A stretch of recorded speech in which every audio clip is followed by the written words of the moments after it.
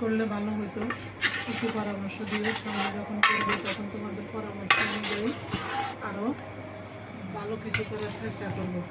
তো তোমরা আজকে জুমার দিন সবাই নামাজ পড়ে আমার জন্য, আমার পরিবারের জন্য দোয়া করবো। সবাই ভালো থাকো, সুস্থ থাকো।